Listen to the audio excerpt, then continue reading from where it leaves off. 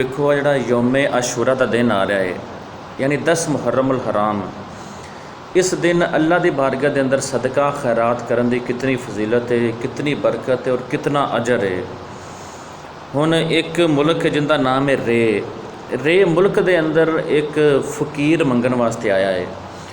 उन्हें आके सदा लगाई है किसी काजी दे, किसी वडेरे के बूहे ते, और है वो मुसलमान सी जिंदे बूहे ते उन्हें फ़कीर ने सदा लगाई कि अल्लाह के नाम ते मैनू इस दिन के सदके कुछ अता फरमाओ, कोई आटा, कोई दाल चावल, कोई चीज़ भी जो तुहाडे कोल है तुसीं मैनू दिओ।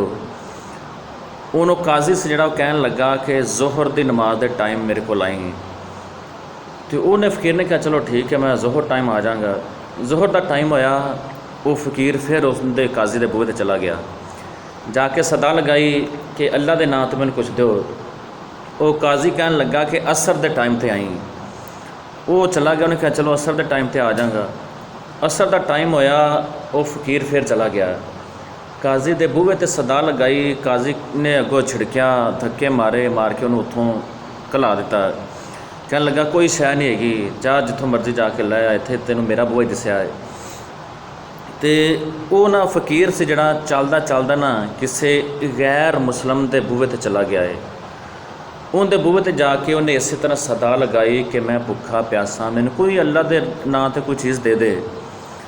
वो उन जिहड़ा गैर मुसलम सी उन्हें वेखो हुण की क्या, वो कहन लगा कि यार ये अपना तैनू की चाहिदा है। वो फ़कीर कहन लगा कोई आटा चावल दाल कोई चीज़ भी है तुहाडे कोल तुसीं आसानी नाल दे सकदे हो तो मैनू दिओ। तो हुण जिहड़ा गैर मुसलम सी उसनों उन्हें ना फ़कीर ने नाले इस 10 मुहर्रम के यौमे आशूरा के दिन के फजाइल भी सुनाए, बरकतां भी सुनाइयां कि साडे मुसलमानों के नबी सल्लल्लाहु अलैहि वसल्लम उन्हां दे नवासे इस दिन शहीद होए सन। वाक़या करबला पेश आया सी, 72 तन शहीद होए सन। तो इस दिन उन्हां दे नाम का सदका खैरात करना चाहिए है। उन्हें कहा चलो ठीक है मैं दे देना। वो जिहड़ा गैर मुसलम सी उन्हें जो उनके कोल कुछ सारा आया, जो दिल किया उन्हें लिया के फ़कीर नूं दे दिता, खैरात की। फ़कीर लैके चला गया। तो हुण वेखो जो रात हुई ना, तो वो काजी से जिहड़ा जिन्हें फ़कीर नूं धक्के मार के कढ़िया सी, वो रात हुई जिवें रात हुई सुत्ता है तो ख्वाब के अंदर की वेखदा है। ख्वाब के अंदर वेखदा है कि जन्नत के अंदर 2 महल तामीर होए ने। एक महल सोने ते चांदी दी ईंटां दा है और दूसरा महल अपना जबरजद या लाल हीरियां दा ईंटां दा तामीर होया है। इतने खूबसूरत और आलीशान महल ने, वेख के मूँह च पानी आ गया। तो सोचन लग पाया कि यार ये महल किंदे होणगे, और की वेखदा कि उन्हां महलों के उत्ते उस एक गैर मुसलम का नाम लिखा होया है। वो कहन लगा कि यार ये की वजह बनी है, ये वो तो गैर मुसलम है तो उन्होंने ये महल किवें मिल गए ने। हालांकि जिहड़ा गैर मुसलम है जन्नत के अंदर भी नहीं जा सकता हैगा, तो उन्होंने ये महल किवें मिल गए ने। उन्हें की ऐसी नेकी की है कि जिंदी वजह तो अल्लाह ने जन्नत के अंदर उनके महल तामीर कर छड़े ने। तो वो सुबह हुई ना, सुबह उठा, उठ के चलदा चलदा ना वो गैर मुसलम के बूहे ते गया, जाके कहन लगा कि मैं इस तरह जन्नत के अंदर तेरे 2 महल वेखे ने, तो कल की नेकी की हो।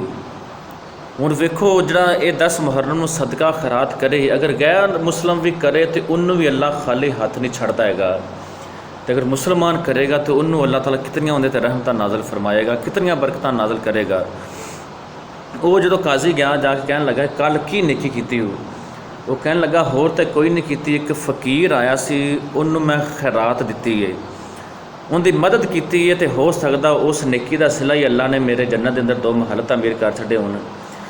तो उन काजी कहन लगा कि मेरे को सारी मेरी दौलत ले लै, तो अपने सारी दौलत के बदले मैनू वो कल वाली एक नेकी दे दे जी फ़कीर नूं, तू फ़कीर के उत्ते जिहड़ा तू रहम किया है, नेकी की है।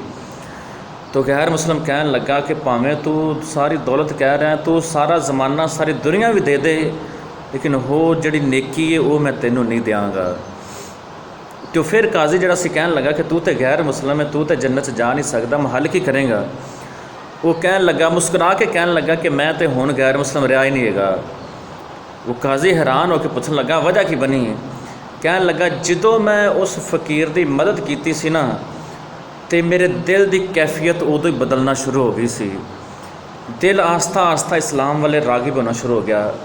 तो जिमें रात में मैं सुता कोई ख्वाब के अंदर आया या आके कहन लगा कि ऐ गैर मुसलमान, तू इस दिन का सदका अल्लाह की राह के अंदर खैरात की ना, जा तेनों असी ईमान वाली दौलत ही अता फरमा देने। सुभान अल्लाह। तो कहन लगा नूरानी चेहरे वाले आए सन तो मैनू कलमा पढ़ा के मुसलमान कर गए।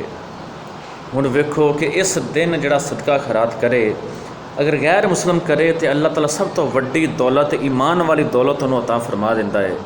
तो जे खुद ईमान वाला ही इस दिन उन्होंने नेक हस्तियां दे सदका उन्होंने नेक हस्तियां दे नाम का सदका करेगा। करबला के अंदर जितने शहीद होए, जितने ने अपनी जान के नजराने पेश किए, उन्होंने इस साले सवाब के वास्ते कोई खैरात करेगा अगर मुसलमान करेगा उन्होंने अल्लाह कितना अजर देगा, उनके तो कितनी रहमत नाज़िल फरमाएगा। और एक वजीफ़ा भी सुन लवो कि अक्सर लोग होंगे ने कई तरह दी बीमारियां लगियां होंदियां ने, इलाज भी करवाते हैं लेकिन कोई आराम नहीं आता हैगा, दवाइयां भी इस्तेमाल कर बैठे ने। तो हुण कई तो इस उम्मीद नाल बैठ जाते हैं कि हुण मौत तो इलावा कोई सहारा नहीं। हुण 9 ते 10 मुहर्रम नूं उन्होंने एक काम करना है। जिवें 9वां ते 10वां मुहर्रम आए, उन जो 8वां मुहर्रम है ना, इनकी जो मगरिब का टाइम शुरू हो जाएगा उस वक्त 9वां मुहर्रम शुरू हो जाएगा। तो फिर अगर 10वें मुहर्रम की मगरिब तक ये 10 नमाज़ां, ये तुसीं ज़हन के अंदर रखना है, 10 नमाज़ां आउणगियां। इन्हां 10 नमाज़ां के अंदर हर फर्ज नमाज तो बाद या सारी नमाज मुकम्मल पढ़ के 111 मरतबा सूरा रहमान दियाँ 3 आयतां कुल्लु मन अलैहा फ़ान व यबक़ा वजहु रब्बिका ज़ुल जलाली वल इकराम फ़बिअय्यि आलाइ रब्बिकुमा तुकज़्ज़िबान। ये 3 आयतां 111 मरतबा पढ़ के अपने उत्ते दम करते रहना है। 8 जुलहिज्जा की मगरिब का जो टाइम शुरू होएगा वो 9वीं जुलहिज्जा शुमार होएगी, 9वीं जुलहिज्जा की मगरिब शुमार होएगी। तो उस 8वीं जुलहिज्जा की मगरिब तो लैके 10 जुलहिज्जा की असर तक, क्योंकि मगरिब अगर 11वीं की शुरू हो जाएगी, 10 जुलहिज्जा की असर तक ये टोटल 10 नमाज़ां तकरीबन बननगियां। तो इन्हां नमाज़ां के अंदर हर नमाज तो बाद 111 मरतबा ये सूरा रहमान दियाँ 3 आयात कुल्लु मन अलैहा फ़ान तो लैके फ़बिअय्यि आलाइ रब्बिकुमा तुकज़्ज़िबान, ये 3 आयात ने विच वजहु रब्बिका ज़ुल जलाली वल इकराम, ये जिहड़ी आयत भी शामिल करके ये टोटल 3 आयात जड़ियाँ ने इन्हों 111 मरतबा हर नमाज तो बाद पढ़ना है। पढ़ के अपने उत्ते दम करना है। तो अल्लाह की ज़ात ते कामिल यकीन भी रखना है कि या अल्लाह मेरी तो इतनी औकात हैसियत नहीं, लेकिन तेरा कलाम सच्चा है, इस कलाम के सदके तू मैनू शिफा भी अता फरमाएगा, मेरे दुख भी दूर फरमाएगा। तो इंशाअल्लाह अल्लाह के फजल करम के नाल अल्लाह ताला तंदुरुस्ती अता फरमाएगा।